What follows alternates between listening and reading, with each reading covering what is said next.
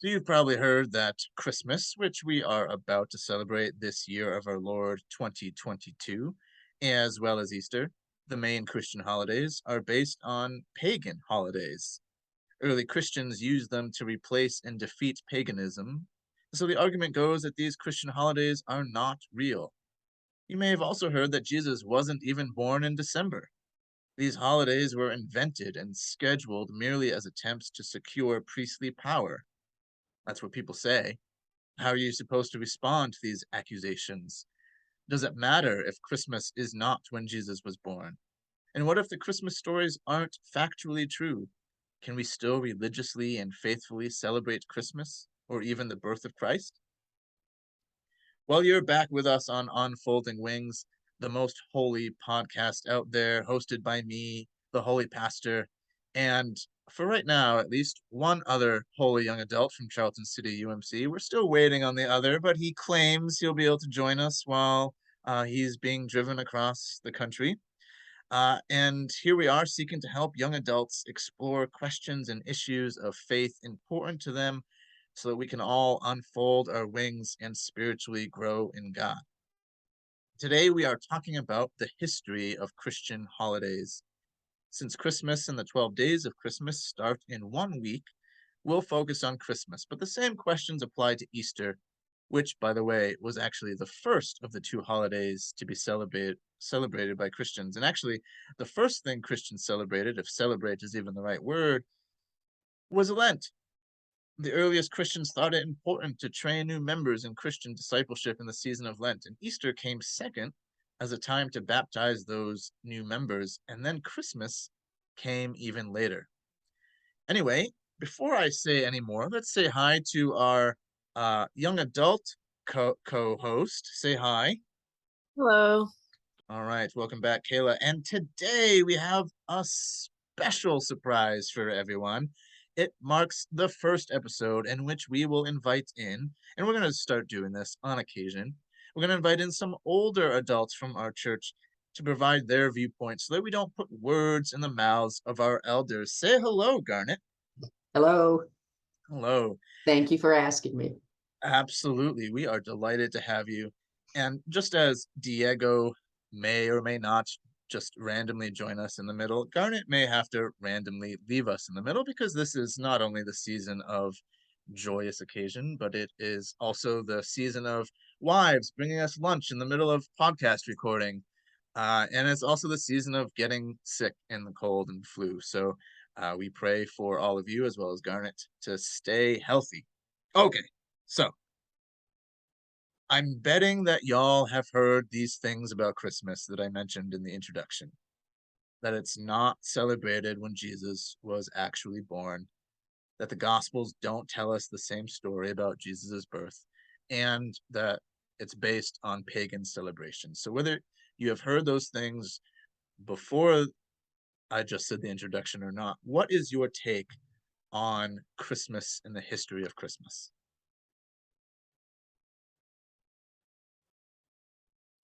I can go. I can just do this whole podcast by myself. I'll go. But I'll go. I don't, as far as the whole pagan thing, I don't think it matters because Christmas took over and the pagan got left behind. Although I don't know that we're not headed back that way. Again, if you look at yard ornaments and the blow up dolls in people's yards and all that, I'm not sure. But as far as the history and where it came from, I don't think it matters because we're celebrating the birth of Christ, and that's how it all came out. I actually was going to say the same thing. It doesn't matter to me. It doesn't matter to me where it comes from. I know that obviously a lot of people, or from what I've seen online from the pagan community, is that obviously they're just like, oh, here are Christians stealing something else. And I'm, and like, I never respond because to me, like, I don't think everybody is caught up in like the decorations or the decor of Christmas. I think it is cool and it's nice to look at. Like the Christmas tree is nice to put up sometimes. I hate taking it down. But putting it up is fun.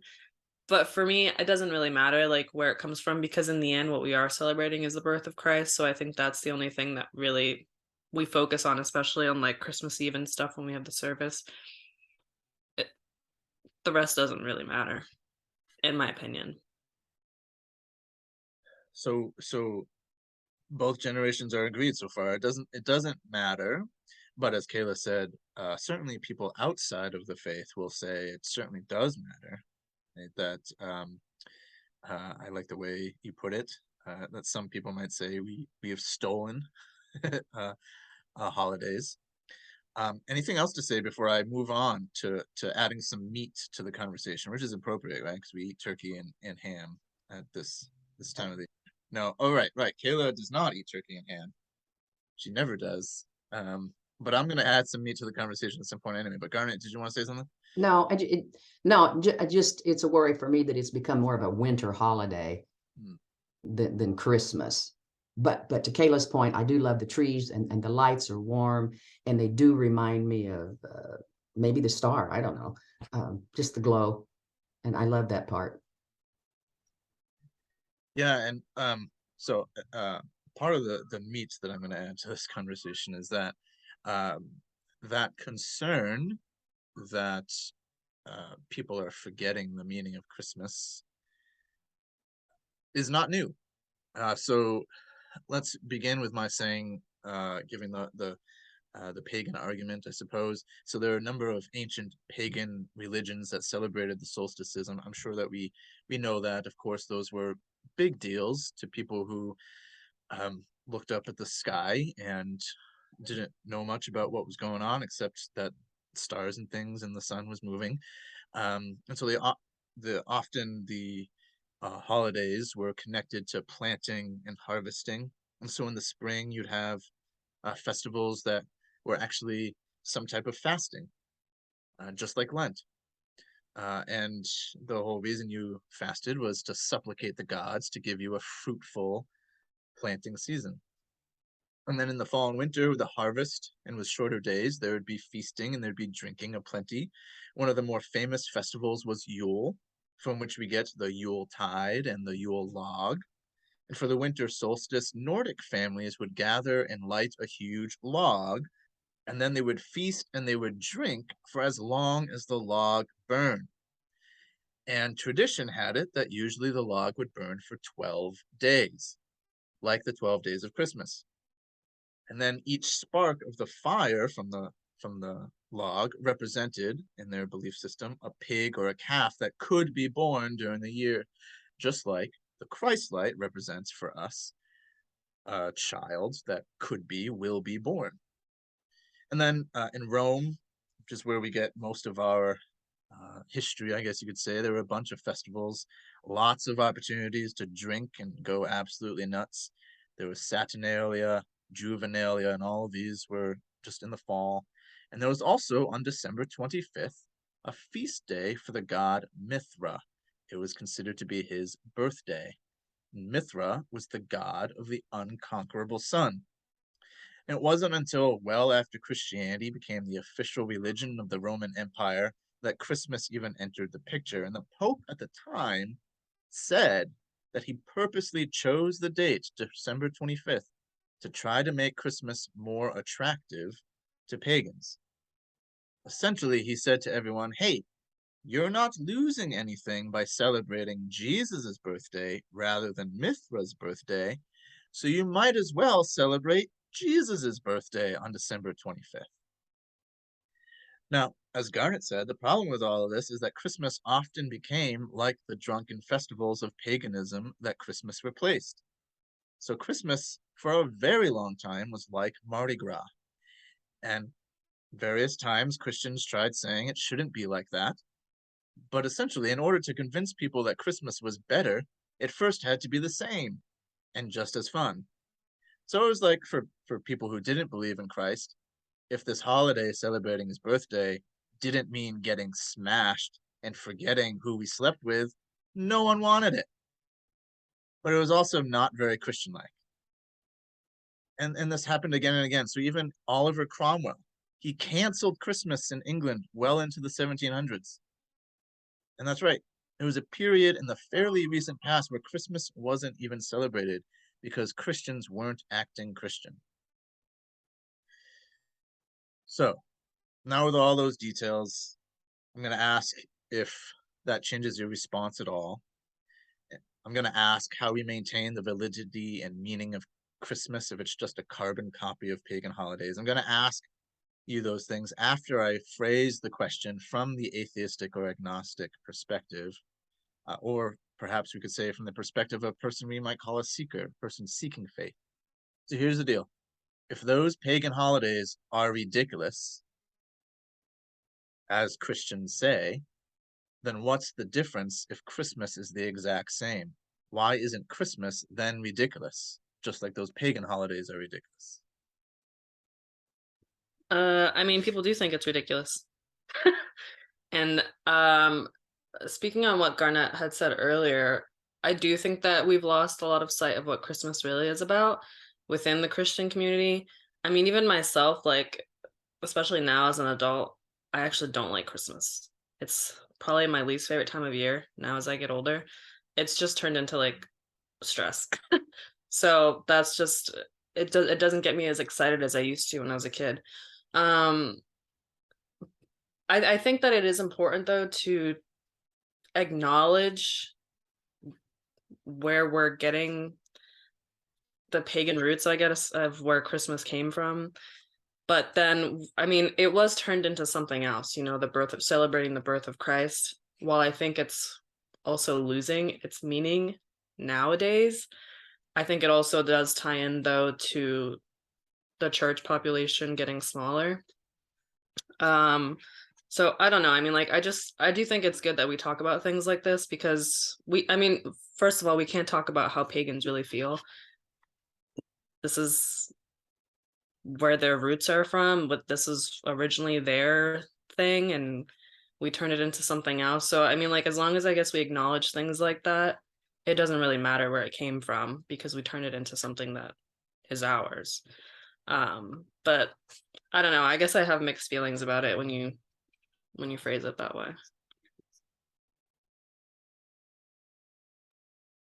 So Kayla, I got it. So you said you didn't like Christmas. Is that because you don't like all the trimmings and the fact that we've taken Christ out of it? Or is it because it's stressful because of the gift giving and just the hoopla and Yeah, it's too much sometimes. and then getting The secular part. the gift giving and getting together with whose family we're going to get together with, what are we going to do, like what's the plan, are we going to give gifts to everybody, are we going to do Secret Santa, like all of that stuff just stresses me out. Sometimes the decorating stresses me out. I do like putting up the tree, like I said, but like everything else people just like take it way out of proportion and go crazy. And while it is nice and I appreciate people like that because then I want to go admire it, it's too exhausting for me. Yeah, I would agree. And the best for me, the best part is actually is like the Christmas Eve service when you get away from all that and you just sit there in the worship service and you think about the birth of Christ and all that other is kind of put aside. All the trappings and the trimmings and all that. It kind of that's the non-stressful part. And that's the part I like too. But you were talking about John, the origin. I don't think the origin matters because I don't think that determines the worth of Christmas because it's about Christ. All right, so you're both sticking to your guns of doesn't really matter. I will say I agree about the stress. My wife has an infinite number of nieces and nephews, and at first we thought we needed to get them all a present, and that what became super stressful. And then the decision to not get them all a present was also super stressful because then we had to tell them we're not getting your kids Christmas presents, no more. Um, and that wasn't pleasant. So, what would you say to directly to someone who is saying to your face, you shouldn't celebrate Christmas? It's not real. You've stolen it. What would you say to someone who is saying that to you and getting angry about it? that's that's really hard because obviously like when we think of it, if I take another example, right, like indigenous culture, right, that's always taken and appropriated. So that's something that I'm just like, dang, like that's messed up. We shouldn't be doing that. Like people that are wearing like the big headpieces for like Halloween and stuff, I'm just like, wow, like that's so just messed up. Um, so it's just like when it like I've never talked to anybody about it where that is where it comes from. So like it's hard to speak on it because I've not had that conversation. Right now, I think like maybe we've turned it into something enough where it's different, right? Because not everybody celebrates Christmas the same. And like Garnett said, my favorite part when it is Christmas time is going to the service. Like I love when we sing Silent Night and the candles and it's dark and it's quiet and then you like, leave the sanctuary and it's really quiet and just like peaceful. That's probably my favorite part of Christmas time. But like aside from all that, I don't really get caught up and wrapped up in everything because of what it's become for me. So it's hard to speak on it. Would I love to have that conversation with somebody that is telling me like, oh, you really shouldn't celebrate Christmas? I would sit down and I would listen. Maybe I would do things a little bit differently. I mean, to me, it is about the birth of Christ, so I would also have that as an argument, as a counter argument, because I would be like, well, maybe there's a way that we can shape this so that it becomes something that's not really coming across as like I'm losing the word that I want to use, but it's not insincere, but just coming across as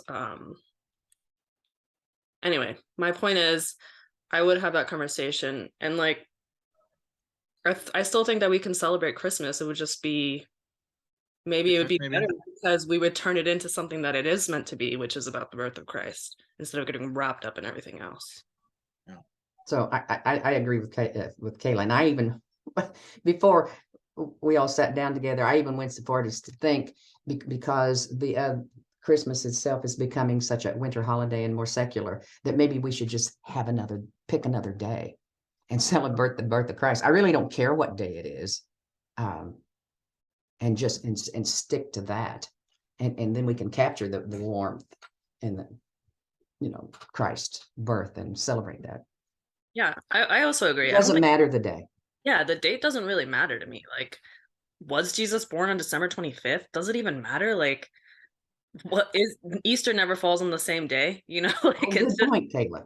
yeah, the date really doesn't matter to me. Right. So I think like if the church wanted to reevaluate how we celebrate the birth of Christ, I really don't think a lot of people would care. And the people that care, I mean, like, there's bigger things to care about. So I don't know. I think maybe some of the older folks might, should I say older folks? I don't know. I think some might care, but personally, I don't think it matters.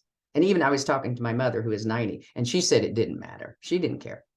yeah, like It's it, and you can still like do like the whole like family get to if you want to stick to December 25th. I don't even think I've celebrated actual Christmas on December 25th, especially like within Latino culture. We usually do it Christmas Eve. So the date really to me doesn't matter. And like I said, like was Jesus even born on December 25th? Like Yeah, that's a good point about other cultures as well. That because yeah, for Latin cultures, it's typically Christmas Eve or Epiphany that are bigger deals rather than Christmas Day itself. Um, I know for my mother's family, not for me, but for my mother's family, Epiphany was the big thing when she was growing up. So it's interesting, and I think about how Christianity grew out of Judaism, right? I mean, obviously Jesus was a Jew and all that. We know that. Um, but then Christianity became something different than Judaism. And as long as we acknowledge our roots, one of you said something about, as long as we acknowledge the roots of from where Christmas came, then it's okay for us to say, okay, yeah, there are some elements that were taken from this other thing, but now it's something new, it's something different, and that has meaning for us, and that's all that matters. And if someone were to get angry at us, we could say, well, look, you celebrate the way you want to celebrate, or don't celebrate the way you don't want to celebrate it. But we'll celebrate the way it has meaning for us. I'm really interested by Garnet, your mentioning that perhaps other folks of your generation or the generation prior to you, because you're not in a nursing home or anything like that. You're not that old. um, no, John. No. but that there might be some who would be upset if we were to just start celebrating Christmas on some other day. I wonder if you think that they wouldn't be upset if we explained to them the history of how December 25th was chosen, and that it was not necessarily arbitrary, but it was chosen and not any attempt at finding the real day. How do you think people would respond to that? I think if you explained it, some would be less upset. And I think of this too.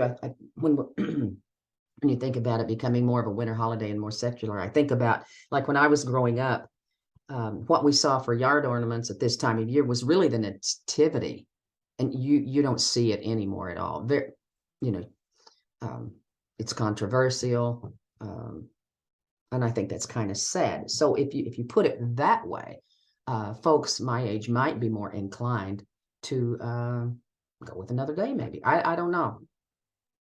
Do you think that people get upset because they think of it more of like a traditional thing and they don't like to give up tradition, or like what do you think the reasoning? I think that's it, Caleb, because it's been that way for long before me. Yeah, about 1700 years we've celebrated on December 25th. Yeah. Wait a minute, what are you implying, John? Not that you've been celebrating. Yeah, so and we could get into the liturgical issue that you shouldn't listen to Christmas music before Advent. You shouldn't even really be listening to Christmas music in Advent. But now radio stations are playing Christmas music before Thanksgiving. I'm pretty sure my wife told me that there was one station she heard playing it before Halloween, which was nuts. Uh, Well, Mariah Carey has to get her check, like this is the time of year she's making the most money. yeah, yeah, and I've heard she's called the Queen of Christmas or something like that, or I would something. agree. Yeah, I would and agree. and that was what I was getting to though, is the songs that you hear, similar to what you said, Garnet, about the lawn decorations, have very little to do with Christ, with Christmas. It's almost always I turn on the radio and it's All I Want for Christmas Is You or Santa Baby. It's like one of those two that I'm hearing. And I think I've heard once in the past 2 weeks, once Hark the Herald Angels Sing. And that's the only like hymn that I've heard. So it is really frustrating. And so if we're going to go with a different day, I'm just going to propose June 16th because I'm still fairly certain that I'm the second coming of Jesus Christ. And so, once we switch it to June 16th, things will happen and Jesus will come again. So that'll be great. Haven't you already like outlived Jesus's age? I mean, yeah, depending on who you talk to, because if you go by Luke's timing, Jesus would have had to have been like 37 or 38. So I still have a couple of You years. got a little bit of time. Yeah. Well, enjoy it while you last. I don't even know what to say to that. So I want to add to that. Um, Nobody has any issue with St. Patrick Oh and yeah, St. I Patrick's don't Day. I don't care for it. Well, I don't care for St. Patrick's Day either because I think if the Irish are going to get a day where everybody celebrates, what about Puerto Ricans? Oh Like we yeah, should like get, Three Kings Day. We yeah, celebrate Kings Day, and that's in January. yeah, everybody should be celebrating with Puerto Ricans on our day. Why do only the Irish get a day? It's ridiculous. But nobody has an issue with St. Patrick himself, but he was actually became famous because he explained the Trinity to the Irish people by using the clover. So he took something that people already had assigned religious meaning, and he gave it a new meaning, and that's how we explain the Trinity to them. And nobody has an issue with that, Yeah. that I've heard anyway. So we shouldn't make Christmas meaningless just because it's adopted some of things that other people knew. We can also think about how Asian cultures celebrate birthdays here. In most Asian cultures, and I hope I get this right so that feedback to this podcast isn't that we need to do the next episode on cultural sensitivity, but I'm pretty sure I've got this right. When a child is born, they're automatically 1 year old. And then on the first New Year's Day after their birth, another year is added. The actual like birth day of that child isn't all that important, as well as, and depending on the family and depending on the culture, they might continue celebrating everybody's birthday on New Year's Day rather than on the actual birth date. But some families and cultures do celebrate the birth date after that first year. But that's essentially the same thing that we're talking about, is it doesn't matter the day as long as you're celebrating the fact that the birth happened and that it's special and awesome. But that gets us to talking about whether we should bother celebrating Christmas at all. So, okay, maybe it doesn't matter when we celebrate Jesus's birth. Maybe the traditions of the holiday were taken from pagan holidays as teaching opportunities, and we've just forgotten what we were supposed to be teaching. Maybe it would have been good for that first pope to say, all right, now that once everybody learns everything after 100 years, we're going to drop all the pagan elements. Maybe that would have been nice. But even if we accept all these arguments, we're still left with the issue of the gospel stories themselves. So obviously, if Jesus of Nazareth, if Jesus, son of Joseph, was not and is not the Christ, the Messiah, the Son of God, there's no great reason to continue worshiping him or celebrating his birthday. So whether we should be worshiping him or not gets into different territory, but a relevant and similar question many have is this: if the gospel stories don't agree about how and where Jesus was born, then can we trust anything that they say about Jesus's divinity, especially at his birth? So before you say anything, let me explain. Only the Gospels of Matthew and Luke have a birth story. Mark and John explain Jesus as Messiah in other ways. Mark's Gospel, you can read it as it's saying that Jesus wasn't born as the divine Son of God, but Jesus becomes the Son of God at his baptism at age 30 when he's anointed. But anyway, Matthew and Luke essentially argue that Jesus is clearly the Son of God. He's the anointed Savior because of how he was born, that his birth proves his divinity, like how he was born to a virgin. We could talk forever about that virgin part of the story alone. But if the birth is so important to proving that Jesus really was and is the Savior, then don't you think the Gospels would have gotten it right? And they don't. At least one is wrong.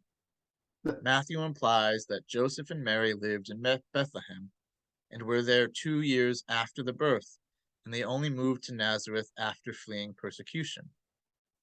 Luke implies the parents were from Nazareth and only in Bethlehem for a short time. And though both Gospels also use the genealogy of Jesus to prove his divinity, those genealogies are not the same. There are a bunch of differences.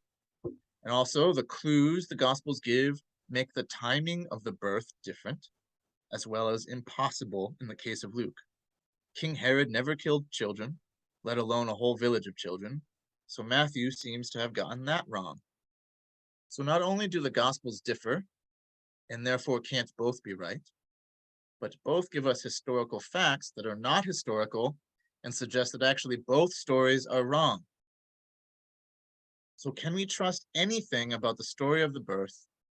And should we even bother with this holiday called Christmas? Oh, And Diego has joined us right in the middle of the recording. Yeah, you came at a very interesting question. what was the question? So I just went over all the history about the Gospels and how the Gospels don't agree on the telling of the birth story.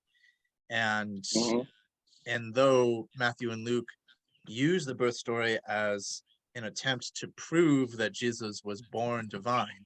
So the question is, if they don't agree, then therefore they both can't be right. Can we then trust anything about the birth of Jesus Christ? And should we even bother with the holiday of Christmas? Well, I think that the birth of anybody is super special. I mean, have you guys ever heard like the story of your guys' birth? Like my story, somehow if a little bit closer, I'd be Jesus as well.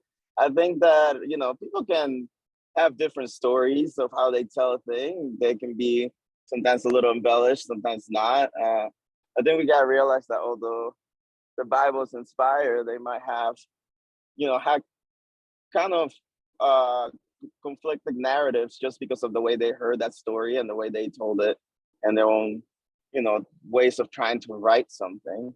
Because apart from, being gospel writers, I guess they were writers themselves. So I feel like, sometimes they put a little bit of more of an elegance kind of point to it.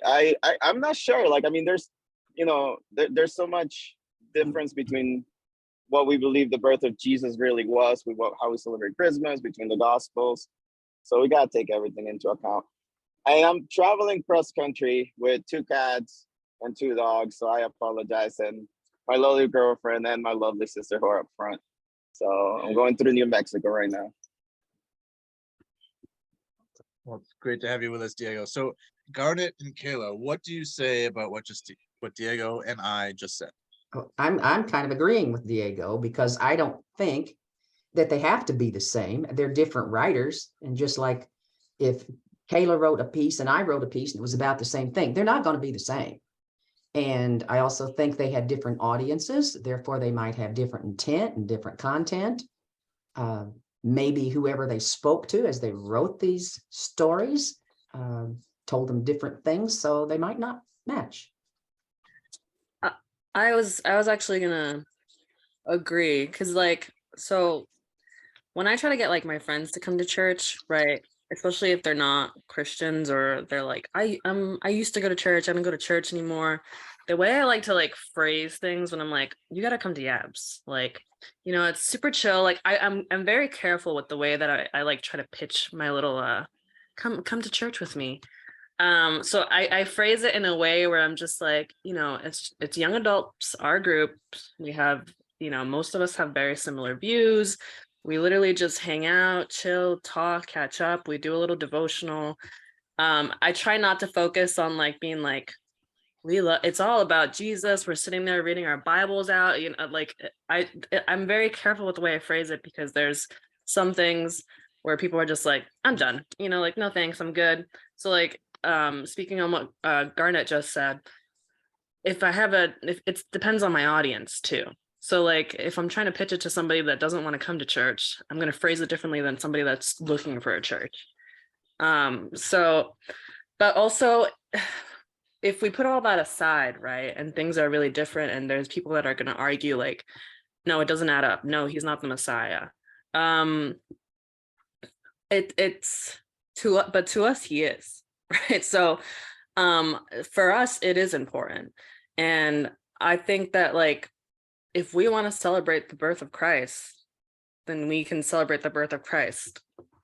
It doesn't really matter because to us he is the Messiah. I know that within the Jewish community, as you said, they don't see him that way. I know also Jehovah's Witnesses don't see him as the Messiah either, so to each their own. I'm not here to change people's religion or try to convert them if they want to keep with whatever. I mean, we believe to be right. They also believe to be right. I'm not here to change anybody's minds to try to convert them to believe what I believe, because I think at the end of the day, we're all worshiping the same God. So that's kind of where I stand. What's interesting to me is we're all agreeing essentially, and I phrased the kind of the introduction in a certain way, saying that the stories don't get the birth story right, to hopefully get what is the phrase? A kick out of you, get a rise out of you. But in a way, they do get it right? So they might not necessarily agree factually, but if we believe that Jesus is the Christ, then both gospel stories get it right in that sense, by saying, hey, here's what I'm pretty sure tells us that he is the Christ, he is the anointed Messiah. And so what if they don't necessarily agree? I love Diego's point about our birth stories. I know my wife and I tell different stories about our kids' births, And I think that's sometimes even more interesting is with your spouse talking about the story of your kid's birth, because you're obviously two different people with two entirely different experiences of that moment, right? The woman is not going to experience it the same way as the man. And so you're going to focus on different things. I focus on with Sebastian how the sun was rising and it was snowing a little bit. Danielle was like, I was in the tub and I was in pain and it hurt. But that doesn't mean one of us is wrong. It just means that we saw it differently, and the way we're talking about it is from our viewpoint, and that's they're both right. But of course, the fact that we're all agreeing means we don't get to have the fun arguments that we might have otherwise had. So, um, as we essentially, I'm going to ask instead if there's anything that, so for the older adults among us wants to share with the younger maturing adults, or if the younger adults want to share anything with the older adults to, help come to more understanding. But it seems like you're already there. And it seems to me like the crux of it, what we're saying is, do we believe that Jesus is the Christ? Do we believe that he is the Son of God, that he is the Savior? And that's the crux of our faith, really. And it seems to me like Christmas is just going to be a carryover of that. How we celebrate it, how we want to celebrate it, how we feel about it is going to be determined by whether or not we believe. And we're probably not going to be able to force anyone else to believe the way we do. And so we're probably not going to be able to force anyone to celebrate the way that we do. So does that all sound right? Have I recapped our conversation correctly? I mean, See some nods. what I'm taking away from this is, if as a church we wanted to reevaluate how we celebrate Christmas to make it more about the things that matter to us, I would be down. I would be down for that. Because it doesn't need to be the date. I don't think matters. The reason is what matters. So I think if we were, I don't know if Diego even knows what I'm talking about. But anyway, we were saying earlier that to us the date didn't matter because he was talking about how a lot of it comes from pagan, has pagan roots, Christmas. And so, I was saying earlier, I don't think it really matters because if I'm not doing this right, but anyway, what we're saying, it doesn't matter, and we would celebrate Christmas on a different day because to us, Christmas is about the birth of Christ. Yeah, and you're a little younger than I am, Diego. So what's your birthday? My birthday is April 24th, 1991 at 11:55 p.m. All right, so maybe our new Christmas is April 24th because Diego really could still be the second coming of Jesus Christ. So that's going to be our new date rather than my birth date. Well, I was born on a Sunday, so I think that's all good. Oh, yeah, right during the church service. So, hey, how about that one? Were you at worship when you were born? No, my mom was not there then. That would have been awesome. No, I wasn't there. My middle name is Jesus, so maybe. Oh, no, I'm not. I'm definitely not. I'm definitely not. I'm at least 50 cents away from being that. Just kidding. I think. Oh man, I wish I was there for that part of the conversation because I think it's so it's not unique for a religion or another culture to adopt their past customs, and that's kind of what we did, right? Because a lot of Christians were pagans, so they took the Christmas and even Easter kind of from pagan roots, from a pagan calendar. And I think that we just kind of sometimes people don't seem to understand it as much as now, because now we have a calendar, we have records of everything. But back then it wasn't that much of records of when things were born, when Jesus was born, and everything was there was no TV to announce oh, this is Jesus and this is what he's doing. It was more word of mouth that people were finding out about this Christian religion. So I think that that's why sometimes things were adopted, and it's kind of like also capoeira, which is like a dance in Brazil. It's a dance that slaves used to practice to be able to practice how to fight. And they say that, they would be like, oh, it's just a dance, and ended up being a dance. And I think that that's how Christian and like Christmas started happening, was because no, Christmas started happening, but it could have been because there also were people that were trying to hide that they were in fact Christians. So obviously this is my hypothesis of many years of study, but that's what I believe. And that's how like sometimes some of those things come together. Yeah, I'll Yeah, stop talking. I'll have a dog. sounds like we're no, thank you, Diego. It sounds like we're all agreed even without knowing it ahead of time. So yeah, Garnet. No, I just wondered if you all, being younger than I, would have expected others my age to be more opposed to changing the date of Christmas and having it another time. What do you think? I mean, I'm agreeing with you, but do you think more my age group would not? Yeah, I would think that more people would have been more people would be opposed to it. I mean, just thinking of like my grandfather, he was super traditional person. So like everything was very like black and white. So and I highly respected my grandfather. He was like my favorite person in the world. So like in my head, when I think of like, the older generation, I think of my grandfather, especially when it comes to like people of religion. I'm thinking like, okay, they're usually traditional. They usually see things more as like, I grew up this way, so this is the way that it should be. So that's why I'm pleasantly surprised that you agreed with me. But I know that there is other people. I mean, even some people my age would probably be opposed to it. There's going to be people of any age group that are going to be like, well, it's been like this forever. Why would you change it? Why fix a good thing that's not broken, whatever. So yeah. I think without conversations like this, like you always think of the other, either younger or older generation thinking very differently. And I think it's nice to have conversations like this. Hi, Cassie. To be able to understand one each other and to know that like sometimes we have more similarities than we think. Sorry, I'm making sure my cat doesn't try to jump to the front seat. All right, I'll see you guys later. That's good, Diego. I'd love to have more conversations like this.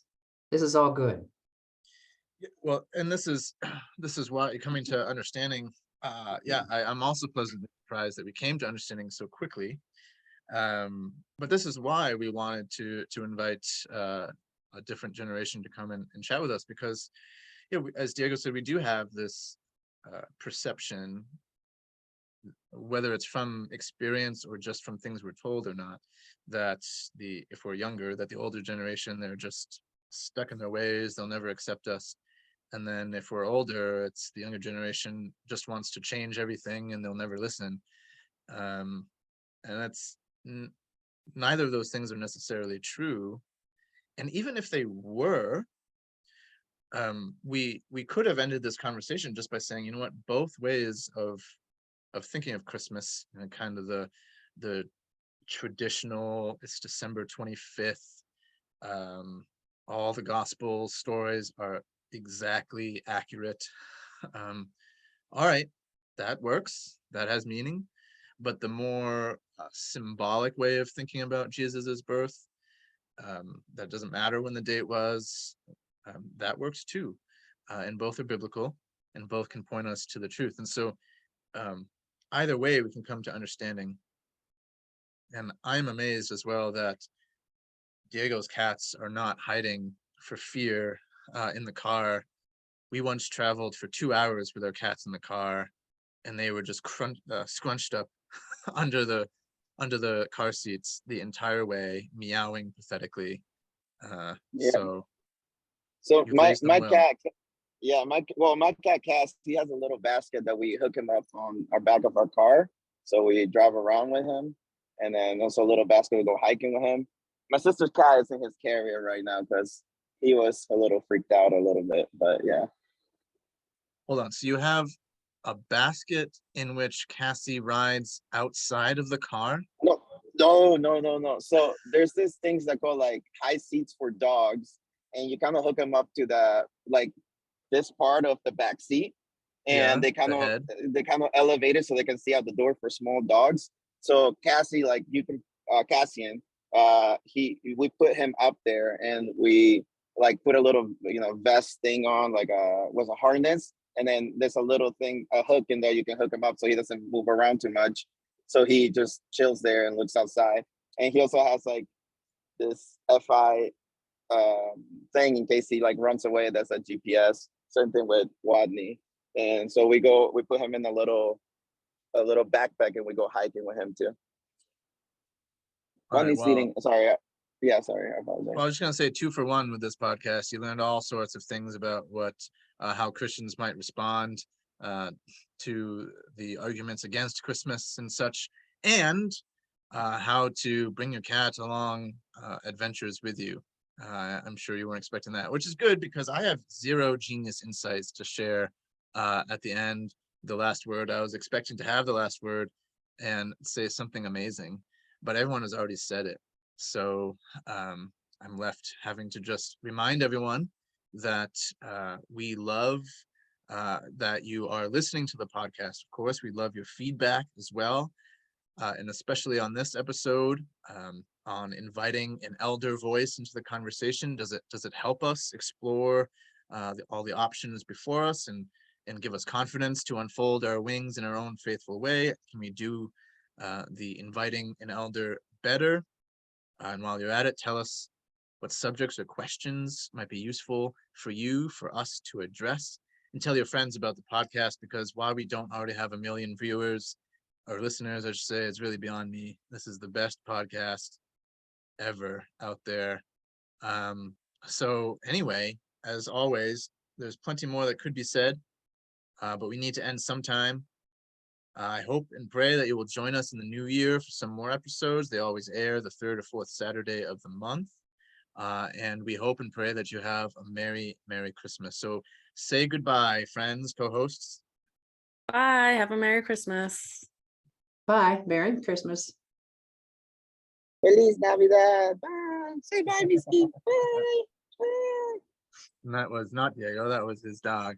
But until next time, everybody, keep unfolding those wings and keep it holy.